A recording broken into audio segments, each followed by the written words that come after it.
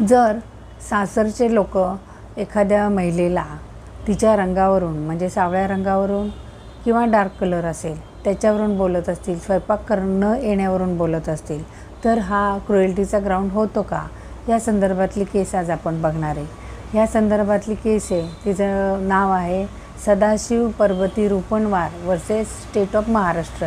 ही जुलै 2025ला ही केस डिसाईड झालेली आहे। या केसमध्ये जे फिर्यादी पक्ष जो आहे त्याने आरोपीवर हॅरेसमेंट आणि क्रुएल्टीची केस टाकलेली आहे। तर आरोपीची जी बायको आहे तिने सुसाईड केलेलं आहे आणि सुसाईड हे सगळे टॉन्ट्स व्हायचे तिला, ह्यामुळं तिने सुसाईड केलं असं फिर्यादी पक्षाने ह्याच्यामध्ये फॅक्ट्समध्ये लिहिलेलं आहे।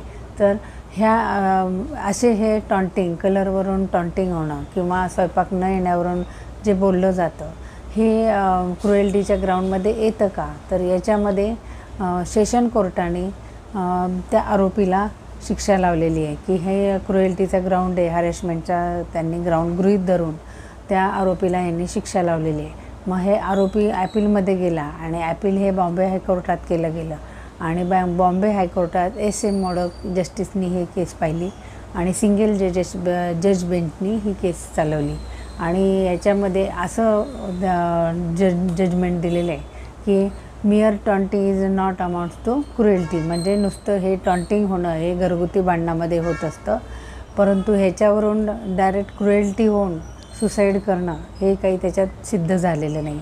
तसेच फिर्यादी जो पक्ष आहे त्यांनी ही हॅरेसमेंट किंवा क्रुएल्टी आणि त्या मुलीची जी सुसाईड यातला संबंध ते सिद्ध करू शकले नाही आहेत आणि त्याच्यामुळे ह्या बॉम्बे हायकोर्टाने असं जजमेंट दिले की त्या आरोपीला त्यांनी ॲक्विट केलं आहे की हे जे टॉन्टिंग होत होतं हे सुसाईडसाठी कारण नाही होऊ शकत, कारण हे लिगल क्रुएल्टीची जी डेफिनेशन आहे याच्यामध्ये ते येत नाही। हे डोमेस्टिक डिस्प्यूट्स म्हणजे घरगुती भांडणामध्ये हे बोललं जातं, परंतु त्याचा आणि त्या सुसाईडचा काही संबंध फिर्यादी पक्ष सिद्ध करू शकलेले नाही आहेत आणि आरोपीला या ॲपीलमध्ये ॲक्विट केलेलं आहे म्हणजेच निर्दोष सोडलेलं आहे।